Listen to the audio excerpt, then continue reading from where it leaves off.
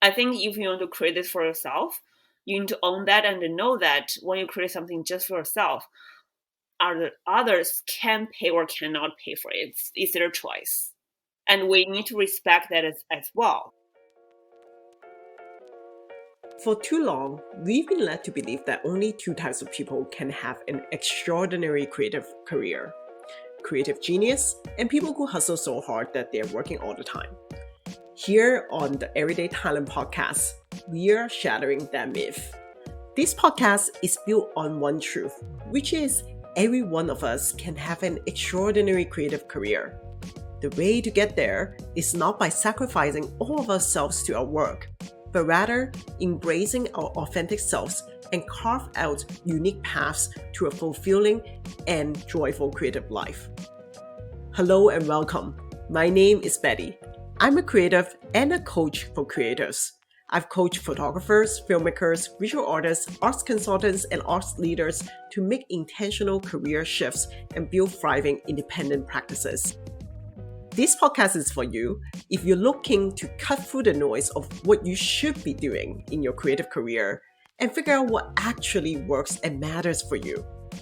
Before we begin, I want to remind you to subscribe to this podcast on Apple Podcasts, Spotify, YouTube, or your platform of choice. Leave us a rating and review and share this podcast on your social so that more amazing creatives out there can find out about this podcast and feel seen. Hey everyone. Do you have those encounters where you kind of reconnect with a old colleague, a former colleague, and you feel like you are amazed at what they're doing now? I had that feeling when I was out in West Coast this past spring, and I reconnected with a former colleague of mine, Lydia. And Lydia is what I would describe the true multifaceted creative. She runs amazing e-commerce business. She channels her emotion and spirituality in many different creative forms, including modeling, street dance, witchcraft, and astrology reading. And in fact, when I was there having dinner with her in Vancouver, we did astrology reading for each other and exchange insights and just had such an amazing conversation. And I realized that during the pandemic, she founded this business called Plantish. And her mission now is to cultivate a kick-ass, sustainable, and plant-based future. And right there, then I knew that I have to bring Lydia on the podcast. She has so many incredible insights about how to manage a multifaceted creative career and share with her, like the audience, the shift that she experienced from being an employee to an employer. So, without further ado, let's go into this amazing interview with Lydia Lee, or as she likes to call herself for her artist name, Landing Mermaid. Welcome back to another episode of the Everyday Talent Podcast. Today, I have the pleasure to interview someone that I've known for a long time, but since like us working together a long time ago, she's gone on and do crazy, amazing things. Hi, Lydia. Hello, hello. This is Lydia. Also, like, I have a stage name called Mermaid. So that says a lot about me already. Yes, yes, I think so. Um, Tell us what you do, if you can even encapsulate that in one paragraph. Ooh, I'll try my best. Like, I am the founder of Plantish. Like, now we have also the name called Plantish Future. Like, so it's eco-friendly home and bathroom swaps to make your daily hustles and errands even more sustainable. And we have like all products for like vegan, plastic free, and plant based. And I designed many Mhm. of them myself. Like, so I'm have this creative hats on my head already, and pretty much I founded the business 2020 during COVID. And back to the time, I was also part of like the employee pool, like with many other of you. Like, so I was also working. So now it's a full time thing, like since 2021. Oh, it's a really wild, yeah. And in addition to that, I'm just really enjoying like being model, dancer, like now focusing on street dance. And I love writing, drawing, and I read birth chart from the astrological perspective, which is a common hobby which I share with Betty. Yeah, Yes. and Hmm. pretty much, yeah, like I think this is kind of wrap up what I do. Sounds like kind of overwhelming for some people, but yeah, like those are pretty much my daily go tos. Yeah. Hmm. Yeah. And so I would say, like, up to this point, that's what you do. Who knows what you're going to do next? Yeah, exactly. I mean, there are on the other hand, I'm developing several new brands. I say several. It sounds very ambitious, but they're all pretty much the similar concept, or like something Hmm. even going back to my roots in China, like so some incense brand, something even more related to daily use for feminine folks, like with skincare stuff. Yeah, Hmm. and I'm trying to develop more skills on drawing and writing as much as possible. So who knows? Yeah. My God, my God. I mean, I always say that I have many interests until I talk to you and I go, wow, like I have very focused interests. It's all a relative game. Let's start one thing at a time. So, like, tell us about your business. Hmm. Because, like, just to let the audience know, I was recently in West Coast and we united for dinner. And I Hmm. was like, wow, I had no idea you founded this amazing business during the pandemic. Tell us the origin story about Plantish. Right. So when I started is was actually first the budding idea was during 2019. I had like a short break from working, so I pretty much left the position I had, and then I just had this free time. At first, I was just like kind of like starting checking out more what's going on for real, like in Toronto. And oh, at the time, I was still living in Toronto. Hmm. So, as you may know or not, like I in my undergrad, I studied like marine biology, and that was like pretty much something I was always passionate about, like the nature and also how environmental, you know, impacts we have for this planet, right? And from that, I just realized when we're trying to replace something to do our small portion of making the world a little bit better. And I find it's very hard for me to find things I can use and does not cost too much or last longer, right? Hmm. So the plantation's idea is like we want to find something look nice, but also easy to use, and more importantly, like eco-friendly. And so I start to like testing some products myself for daily uses, and me and my business partner Baron we start to like having those ideas, like to design even something like the sponge cloth. Like I really love them. They're made in Sweden. Like they only have that kind of technology there, so we can't really Hmm. make them here in Canada. So I just kind of also urging myself back to this design path I had, even though I never took many like courses for designing, but somehow I always get those kind of gigs. I think this is something I want to share with folks who are like doing like anything fun for creatives. Like, don't take it as something you need to get some result immediately when you're starting learning or even getting some small tasks, because that's always the dots, right? Well, like Steve Jobs, like all the dots, like in your life. Connect So later. Hmm. yeah, so I just start designing those sponge cloths, like with with my limited experience. So at first, I would like dedicate so much time, like to like just to suffering from deciding which pattern goes on production or not. Hmm. And because I went well, like get 200 like patterns, and then we need to narrow it down to three because each of them costs money. And like once I decide to like release them as products, like when Baron did like in 2020 during COVID, like um with people switching to e-commerce, they see our products quite nice and give them like a natural touch, right? Like this, I Hmm. always design them with a flower pattern or like animals or anything like fruits, like very plant thing stuff. and they're really colorful. So like people do enjoy using them, and they love them. And another thing I learned is like sometimes the ones I designed and enjoyed most is not best selling one. So that's something hard Yeah. to follow for some artists like Yes. yeah, it's probably not good news to hear, but sometimes the market has different standards than the artist one, right? So Mhm. it's like I would just say like sometimes we just need to accept that and be okay with it. Like it's also like the more I hear from the customer, I more find the middle ground, right? Like they say they want something more kitchen, so we have herbs. Like so, like although I don't really like enjoy like like herb design the most, but I understand where they're coming from, and Right. from there we just keep expanding our like production line, and our team get growing. So like the sponge cloths are made of like wooden pulps and cotton fibers.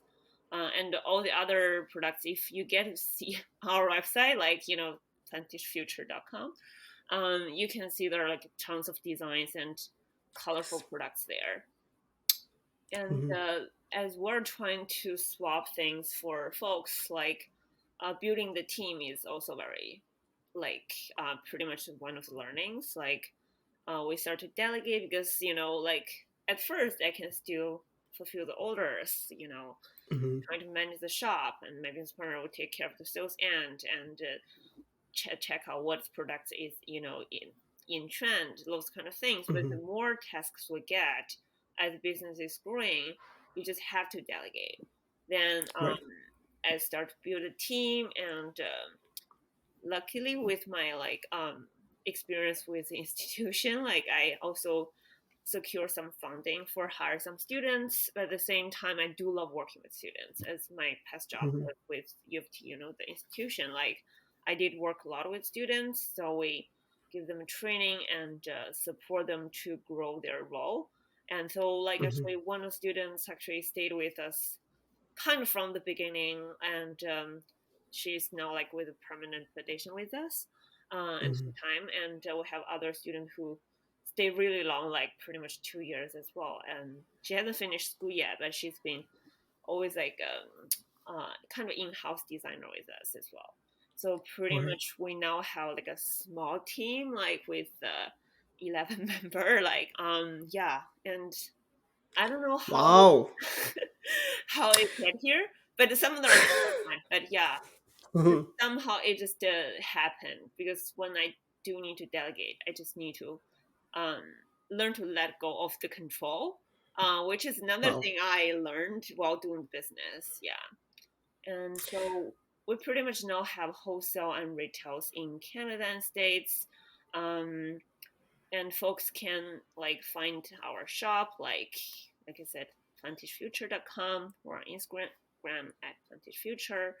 And yeah, I think this is so Wow. for my business. Yeah.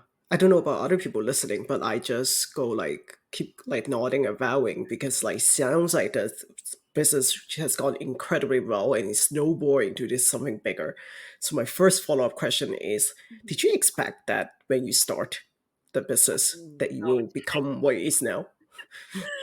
no, not at all. Like I think the biggest thing for me the fast growth. I think on one hand, I think the e-commerce, like I think it is really, sorry, it's like noise Mhm. in the garage. Like so, That's realism. okay, That some conditional totally fine. okay, Yeah. cool.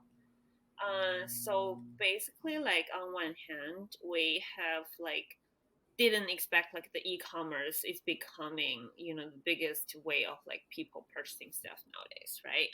And there are folks who wants to support like small business, like local in Canada, like, and also there are folks who want to like purchasing something eco-friendly, like even though that's not in their daily routine. I think with the I don't know, like you can probably can see, but it's like it's really kind of gloomy outside because of the wildfire. Like it's Yes. impacting all of us, and I think folks having the wake up call, like realizing we got to do something. And I'm not saying like the personal level is the non-personal level. There's only so much we can do, right? Like if we want to go on like how like big the responsibilities the government and the corporates has, like I can go on forever. Yeah. But in general, like I think I did not expect this at all. Like and also I'm really grateful and appreciative like for everyone supported us like since the beginning. Like we have the makers do the wonderful soap dishes like in North Mhm. One, who has been always like being the best supplier, and she handmade Mhm. those like soaps, like dish soap solid ones, like to replace bottles ones. So like I think those people who like being worked with us together make this happen. Yeah. So Yeah, so it's very team effort, and also you're learning as you go. So one thing that I heard is this shift from you being an employee before up to this point in your career to taking a break, and then now to become a boss for or for 10, 11 people with your co-founder. How has that shift been? it is like I think it is doesn't feel much difference like because I am one of those people who, if you remember, I challenge about hierarchy quite often. Like Yes. yeah. So and also like when I was working with you, right, like it's like I don't feel like I work under you. I think also it's like one of the person I learned is Hmm. like I don't see like being the hierarchy of like different um titles or positions make your like gain too much power. I think yes, you do have certain power, but it's also how I use those power. So the way I tell many of the employees is like, yes, we will have a performance review, we will have like um chance to like sit down together to figure out what is blocking your project. Hmm. But also I'm not gonna be the one who's like feeling like you are either depending on me totally or you're like work under me, right? So I Right. think those are the things I even when I introduce like my employee, I tell like other people that are my colleagues, because I think it's Hmm. like how for startup like the attitude like I should hold. uh, and also even when I was working for institution, right, like even for my work study students, like I Hmm. I introduce them as my colleague, and they feel really grateful for that, because I think that Appreciate it. Hmm. demonstrate like like how they are positioned in this position. Because I know it's very tricky, and sometimes I did have people taking advantage of that. But I think in general, I'm Right. not regret for that at all. Because it's like if it's not working, I will also just have like open conversation, telling folks, and I think they will know, like they will know themselves as Right. well. Yeah. So as much as possible, facilitate a collaborative culture. I Mhm. love that. Exactly. Hmm. I want to ask about this mindset between like expecting something to have results and not expecting something to have results, Right. because you rightfully point out earlier that when you're starting to learn something, and as an artist, you're just exploring and what's emerging. Then, one of the pain points I would observe for a lot of artists once they run their own business is that they realize that they start needing to have a little bit of expectation of resort, like Mhm. revenue forecasting, Oh yeah. a business plan. Like I'm sure you are dealing with those. Like, how do you switch code between those two mindset? Um. Sometimes I don't, so it's a mess. Thank you for Like being honest. I'm glad we're not doing this like during the tax season. You see me struggling in front of computers, and both me and Right. my business partner, like I'm the one who's like a little bit better with numbers and stuff, Yeah. with finance stuff. Like so, I'm taking it on, but it's like it's a pain. Like I would tell it's a pain, and I would always feel this is something. I struggle, and I've been Mm. really vulnerable and open about it. I struggle with it all the time, like, and I learned Mm. to be okay with that. Like, so like you said, right, the result, right, the fruit we want to get when we're Right. planting the seeds, like Mm. we expect like it's gonna grow into a tree, and then I can harvest.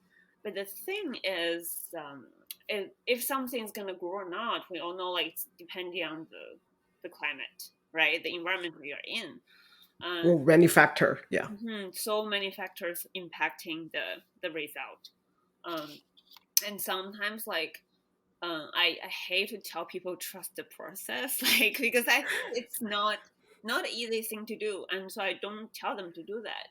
But I will just always encourage them to see like where they're at. And I do learn a little bit from the while managing the content, do the bookkeeping. I start to map out even with my own like life and creativity expectations. So I have this kind of giant like paint sheet, like pretty much I Mm, would draw things on it, like just like here is one bubble for my financial sustainability. How much time do I have like until I need to something really fill in there to like supply the supply. mm, And here is my creativity bubble, like do I need to take a mm, break from that, like to allocate some time and energy to something else. And also here's another bubble for like my intellectual, emotional. So pretty much I will have all the things mapped out in this giant like painting canvas. And I mhm, try to make it creative.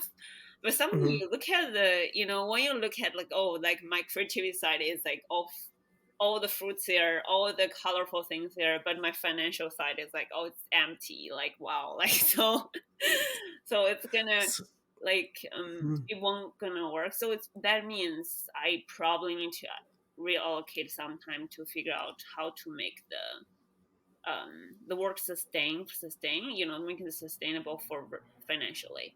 Um, right. and also, I would say like if something is not like getting the fruits part yet, um, or you can't really harvest anything yet, I would say probably it's just it means not switching the lane, but try a little something different. Hmm. And I think in general, I don't really have advice for us, many artists, because I think everyone's struggle is very different. Um, Yeah, and but I would say like it is a struggle especially in current economy. Like totally. I had an issue with like um starting to do wholesale, like because I was worried about like how much time I have to put into the pack, and then I realized I can delegate that. So we started doing Mm, wholesale, which helps quite a bit with cash flow because that's the volumes, right? And yes. for some small items like us, like, and we sometimes have to compromise, and then have to compromise. I think there's another thing, like I have something I can hold on, like there's certain like hardcore like discipline or hardcore rules I have there, but Hmm. I'm learning to have more softened areas nowadays. Like it's another way of to when we try to explore the idea of boundary, right? Like it should be more flexible, not a wall. Yeah. So I'm also learning a lot about like how the you know as an artist where else I can be doing something, just for myself, not for Hmm. others, right? I think this is something many artists like or creative folks they struggle. They want to create something for themselves, and we need to Hmm. own that.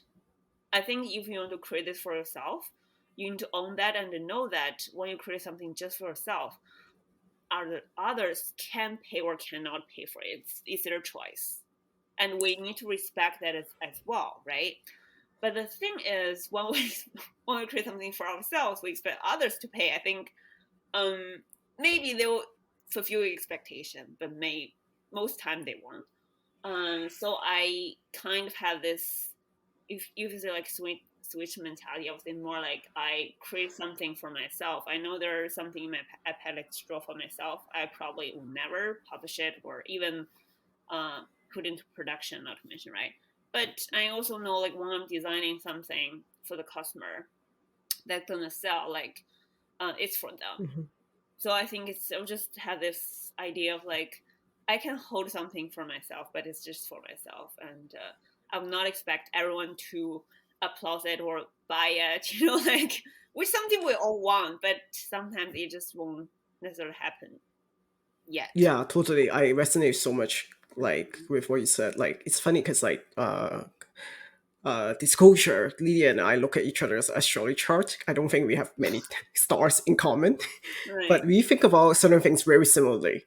Mm-hmm. And so, and like like what you said there, that sometimes we create something that we say that is for ourselves, and as we create something, we expect them other people also pay for it, even like as we develop that, Mm-hmm. and that's like in some way setting us up for feeling bad about it Mm-hmm. later.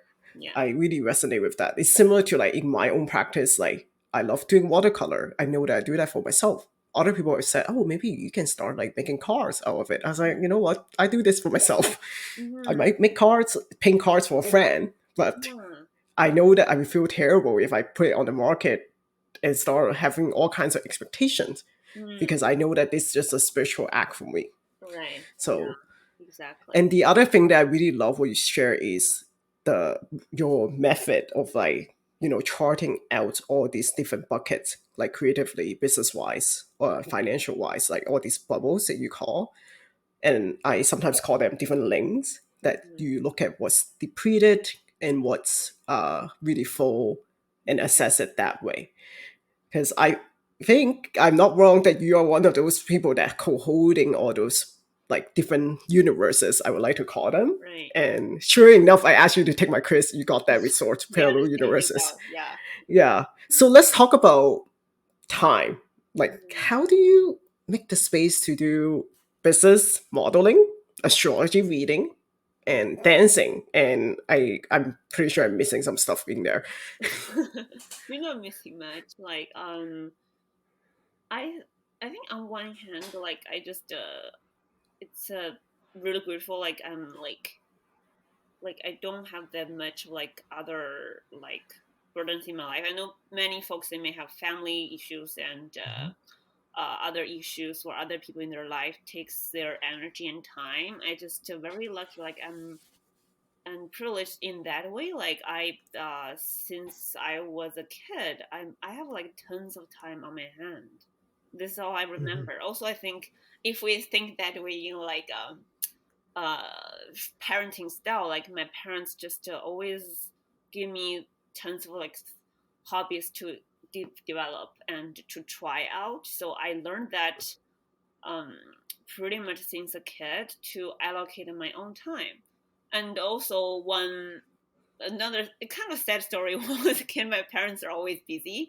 So for the summer like vacation and stuff, right, like they sometimes will send me to some fun camp or like even to learn something. But also I remember there were like many uh days I was just at home by myself. So they'll give me things like, here to draw something or, create something, here's some toys, here's some books, here's the TV, right? It's like so pretty much I learned to plan my day since as a kid. Every like I think I remember even in my summer, like, the days I don't go to school, I list the things I will do from the morning. Oh, I'm gonna do this. Like, like those planter thing. I started as a kid. I was like very impressed. But now I don't do that often, as my time is more off my hand. And also I would say like I don't spend too much time uh, deciding on things. I mean, I spend some time, but I'm Mm. very conscious about my time. I think this is something people don't have the habits yet. I like encourage you to be more conscious about your behavior. For instance, I can grab my phone. Like there is a time lock, 15 minutes for the social media. Also, like if I'm spending some time too much on some time, I will set a even just tell Siri to set a time like alarm for you myself. Right. Like yeah, just like track how much time I spend on this. And I dedicated my like dancing something I if I know what I want to do like oh also my bubble one thing I forget to mention like for instance if for my creativities they need to be listed as action items, right? So I'll have under the creativity bubble I have this flower called modeling, so I put like Mm. twice a month or three times a month, like and Mm. 3 to 5, so you won't go beyond 5.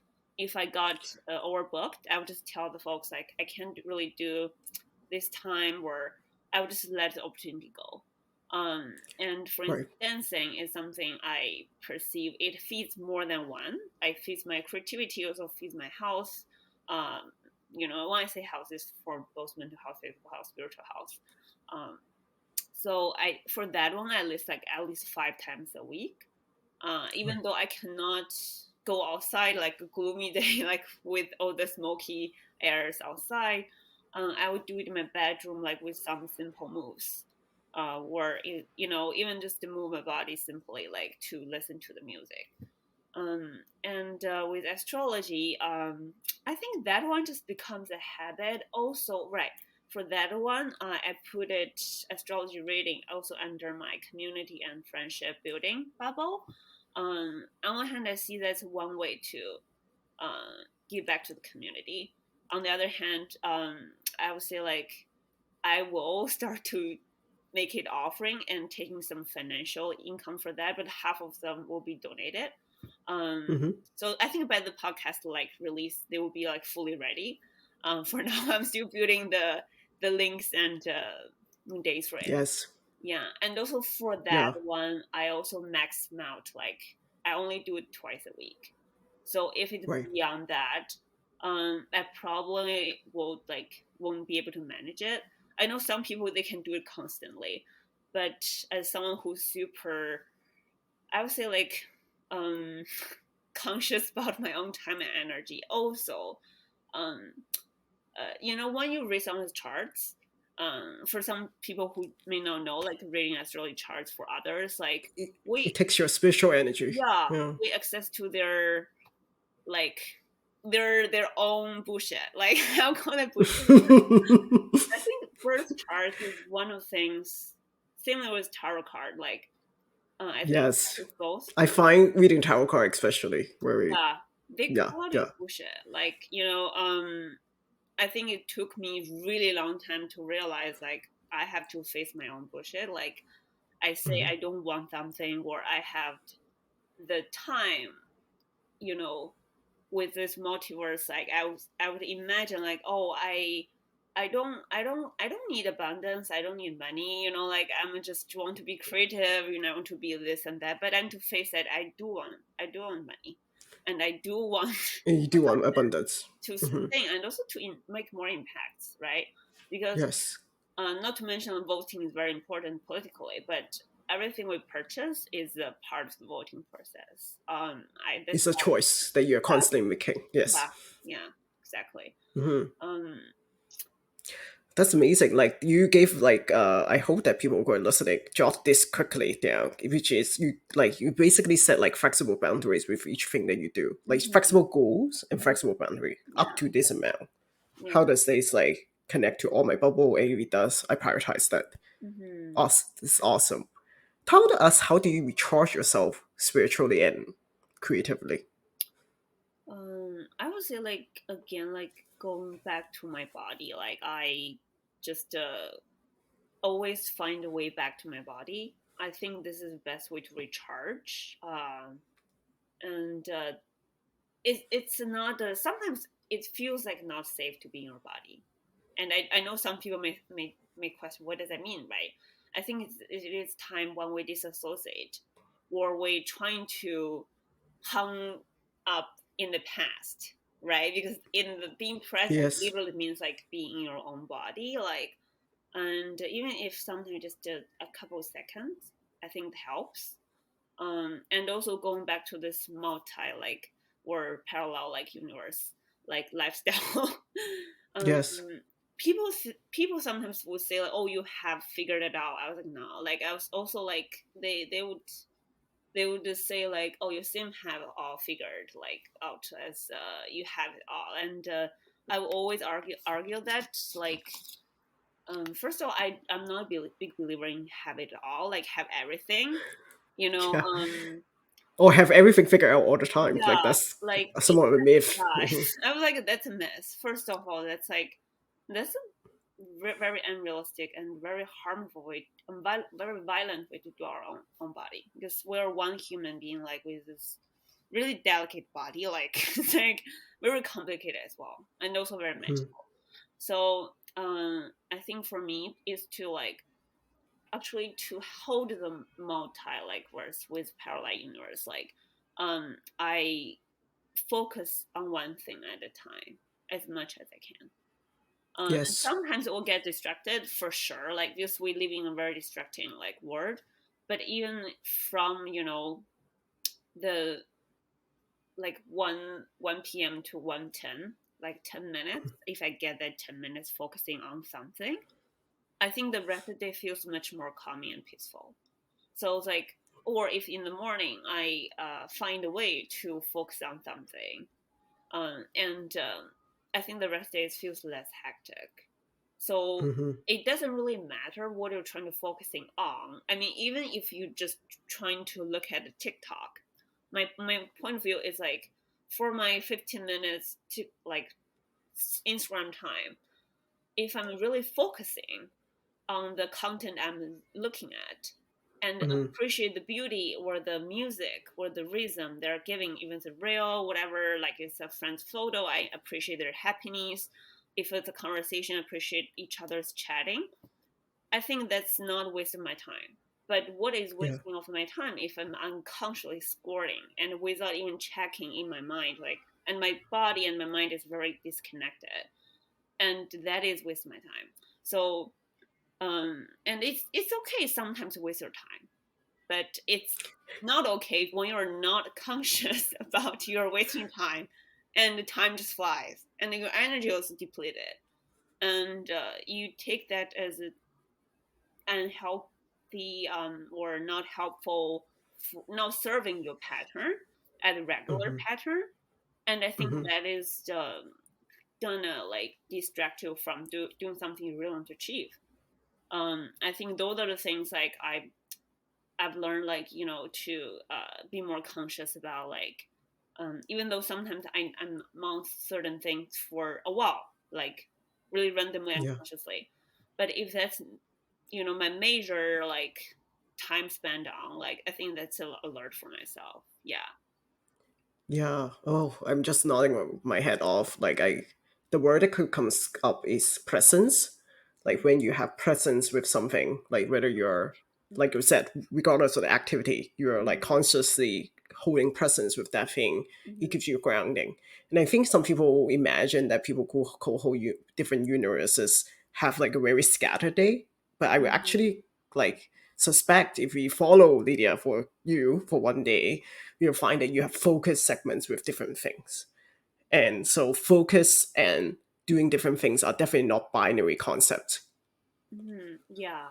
Yeah. I mean, you can switch content, right? Like it's like if I'm modeling at the place and I keep thinking about something else, I probably won't be able to post or communicate or being able to demonstrate like the side I want to demonstrate. If I'm dancing, I'm thinking about something else. I'm hurting myself, like, and I did Yes, dancing is one of the most like yeah, and physically, it demands like full focus. Yeah. totally. And I did Yeah. that, and learned the lesson the hard way. Because I think Hmm. also another thing to share with folks is not like, oh, I born this way because I was a child and I learned it. But well, yes, I practiced as a child, but also I learned it in the hardest way. I hurt myself. I didn't complete something on time. I have to spend like stay up to like 3 a.m. to get something done fixed because in the daytime I wasn't able Thanks for sharing that. I wasn't able to focus, Hmm. um, on something I should have. But I think slowly I'm learning, like, if I focus on one thing, get it done, so I don't to worry about it. And I think the another thing I think folks may suffer as artists or as a creative person or anyone who's trying to get something done, like I think the pain of some work or some kind of like not know what you're doing or feeling like you're not getting there. I think that's the Yeah. hardest part. Or it's really boring, the mundane, repetitive, right? Right. I think those are the things sometimes like the the more you want to get out of it, the more you feel like you're stuck in it. Um, And I've shared this, like, I think last year, like I shared with you, it's a very eventful year for myself, and I had several like incidents wake me up, like to really see through the pain and to feel it to the point you realize it's not that bad. And also sometimes I would say, like, also learn this with my business, also dancing, like you got stuck, right? Like, but actually you're moving. You feel like you're stuck, but you're moving because you hit the lowest point. It's like, the if you read tarot cards, there's like the wheel of fortune, like when you hit the lowest point, you're still moving, and you let it Yes. move, and then you get up there Hmm. slowly. um Hmm. so I think patience is another thing, like I learned through like past 3 years of business, like I sometimes I was this close to like just say something I will regret, and so I won't say it because I know I'm gonna regret it. But the moment Hmm. I realize I can hold on that, realize the power I have over myself, it's not a sense of controlling, but just the hold. Um, it's very peaceful and empowering. And Yes. I think those are the things like I learned to like digest slowly, and to go with like this idea of like it's okay with myself not being 100%, performing the way I wanted, or getting the result I wanted, or you know taking something to everyone and then the way I wanted. But it is fine. Yeah, I think it's a lot of acceptance. um it is. Yeah. Yeah, There's so much like philosophical wisdom I know. in Yeah. what you share. Sorry, that sounds We like, got into, this is a philosophy podcast now, that I guess. Yeah. the the holding, like looking at something, that your state Mhm. that you're in, even when you feel static, you're actually moving. Yeah, I'm going to have to chew on that and really like think about that for myself as well. Thank you so much. of course. To end of this conversation, obviously we Mhm. can sit here and talk for days. I Right, think right. that's what happens when we meet up. And tell us, like, where, if people want to find you. I know you've Mhm. got lots of things. Like, take your time and tell us, how can people find you? How Mhm. they can connect with you, and how can they, if they're interested in collaborating with you one way or the other, how can they reach out to you? Right. So for my business, you can find us at like plantishfuture.com. And for like any business like request, you can even just email hello@plantishfuture.com. And yeah, feel free to check it out. Like, and we do shop at cost, and we're look for like more artists to collaborate with. Actually, currently we're working with already like several artists. Like, so we purchase the licensing from their artwork and produce them into like sponge cloth or papa sponge, which are made of 100% like natural fibers, and they're 100% compostable.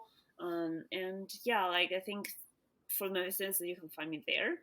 And for myself, modeling, dancing, or I mean, I haven't taken any drawing commission yet, but astrology reading, you You can might, find yeah, maybe one day. for sure, astrology reading.